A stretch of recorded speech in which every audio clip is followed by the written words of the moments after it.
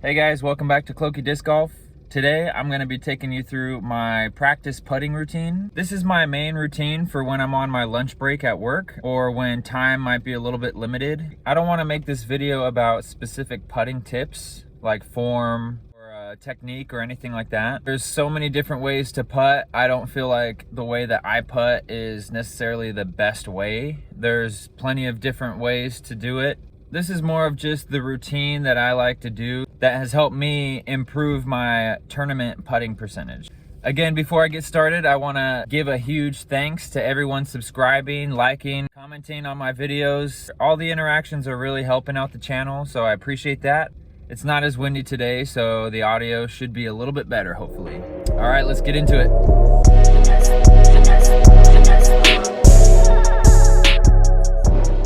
It's not windy today, but it is a little bit rainy, so nothing we're not used to though. When talking scoring, one thing we can all relate to is wishing that we were better putters. It's something that we can all afford to improve on. Even the best of the best putters aren't making putts 100% of the time. So there's always that room for improvement.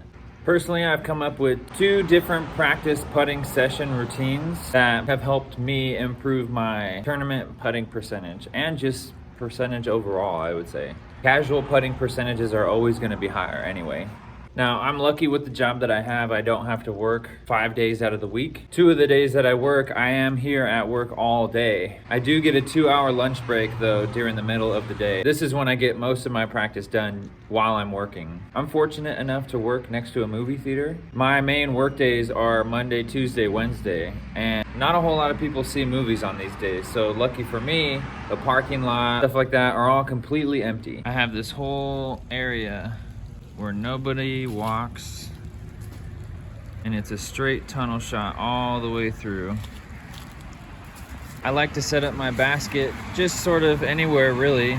The cement that I use has these rectangular patterns that are about 5 feet apart from each other. I can use this whole area back here behind the movie theater to do all the practice that I want to. Whenever I'm practice putting, I always start off with a handful of shots. I'd say probably about 10, where I'm just warming up, getting the feel for making a shot. I don't go any further than about 10 feet or so. So for instance, right here, it's about 2 lines back from where the basket is.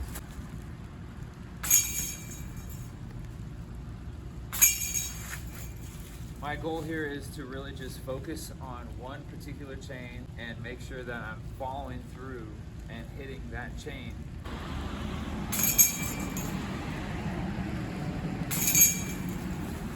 It's not a far distance, so making it isn't really challenging. It's really just a tool to help me warm up and get the feel for the eye-hand coordination that I need in order to make the putts coming up. Also with my putting sessions, I like to do both staggered and straddle just because you never know when you're going to need to straddle.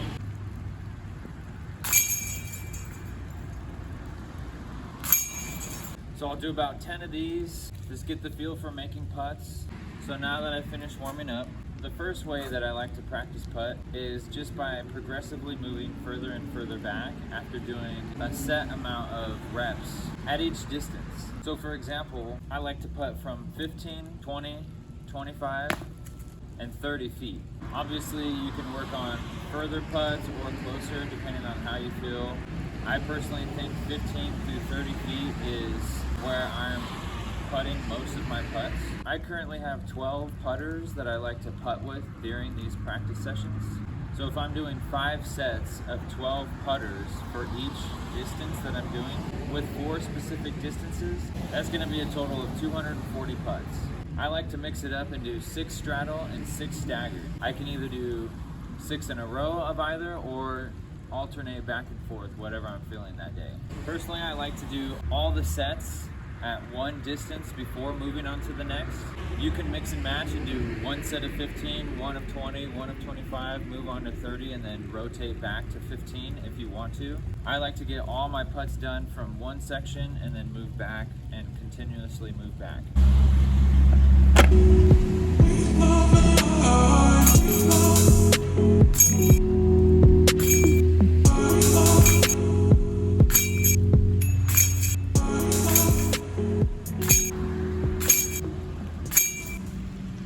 So that's just what one round looks like at about 15 feet. So obviously I would do 4 more rounds from that distance and then move back to 20, 25, and 30 feet doing the same type of thing. I like practice putting in this format because it helps me conceptualize the percentage in which I am actually making putts.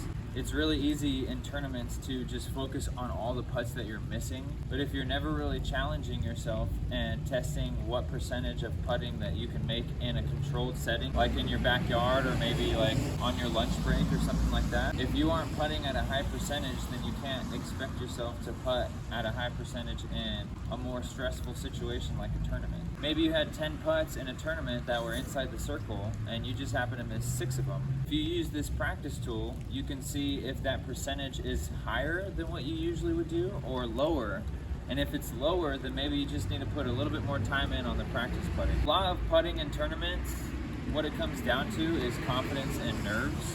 Those are topics of their own for a different video, but right now I just want to give you a tool that you can use so that way when you are nervous or anxious in a tournament, you can now know what percentage of putts that you actually do make, so you don't get down on yourself if you maybe miss a few. If I miss putts in a tournament, I like to think back and maybe remember how the distance was, whether or not there was wind, if it was a straddle or a staggered putt. I also like to think back and see how my mentality was. If I was confident and maybe I was aiming at a specific chain and I went through my putting routine just like I normally would, but I still missed it, that kind of thing is gonna happen. But having a practice tool like this sort of helps me remind myself while it's happening that it's okay to miss a few, as long as I have the process to fall back on and to trust for the next putt, so that way it doesn't just keep continuing. I struggled recently with thinking that I'm gonna make any putt that I even throw up. Now obviously this isn't true. Even the best putters in the game aren't 100% like I said. But when you're out there trying to compete, you just, at least for me, I expect myself to be as good as I possibly can. Even on my best days while I'm practice putting, I'm still not putting at 100%. Now it might sound simple, but this fact is something that keeps me humble with my putts, and it keeps me from getting mad if I miss a few during a tournament. I just reflect, look back on it, and just tell myself, okay, you just have to do more practice putting. So once I finish the set at 15, I just continuously move further and further back. This style of putting practice is the most simple in my opinion, and it's the easiest if you don't have a lot of space or a lot of time. It's easy to manipulate also. I like to do 5 sets at each distance, but you can always do 2 sets, you can do 1 set depending on your time. Numbers are numbers in the end, so you're gonna come up with a percentage regardless of how many putts that you do. It's just the more putts that you end up shooting, the more realistic the percentage is gonna actually represent your actual putting percentage. So now I'm gonna show you guys my second form of practice putting that I like to do on my lunch break. This style is a little less dominantly focused on just putting. I'm gonna also do a few up shots as well. Let me show you guys how that looks.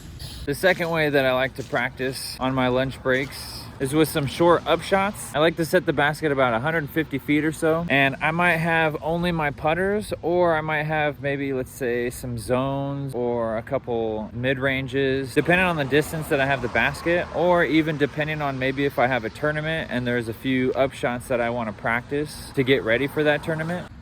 So right now I have the basket at about 150 feet. As you can see, these trees create a perfect tunnel right to the basket. And now I know the street is right there, and so is the walking path. I don't throw if cars are going right by at that time or if somebody's walking. So definitely be respectful of other people. I also trust my throws, and I know I'm not gonna hit anybody. So confidence is key in this practice session. Like I said, I have it about 150 feet away, and I'm just doing up shots. Either it's forehand or backhand, depending on what I really feel like doing at the time. Like I said, I could be bringing some approach discs that I'm specifically going to be using for an upcoming tournament.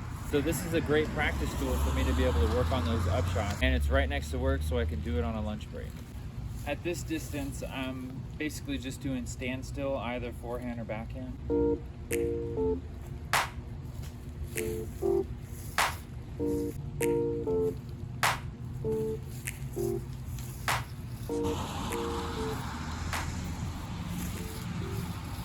So usually I would throw all my discs. Right now I just had a few. So now once I'm done with all my throws, I head over to the basket and I see where they all are. And I'll start from the closest disc to the basket and work my way back around to the furthest shot from the basket. Continuously grabbing each putter that I pick up, I'll make, and then add to the amount of putts that I make for the next disc. So for example, all right, so walking up, you can see I have one really close to the basket. In this particular case, I'd grab it, putt it, re-grab it out, and go to my next closest, which is right here. So now I'm gonna be putting one, get my second one, two, and now I'm gonna be pulling both of these out of the basket and going to my next lie, which is right here. And now I'm gonna be putting all 3 discs.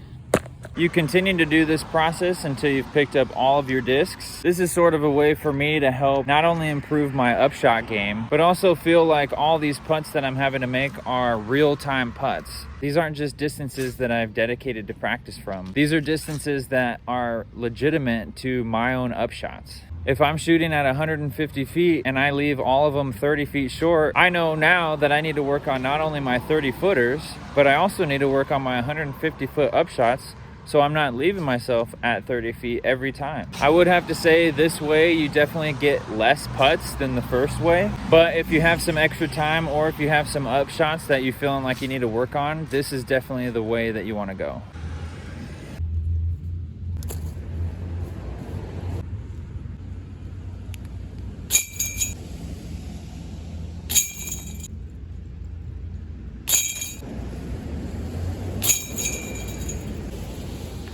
A couple things to remember when you're practice putting: quality over quantity. It's definitely more important to make quality putts than to make a lot of putts.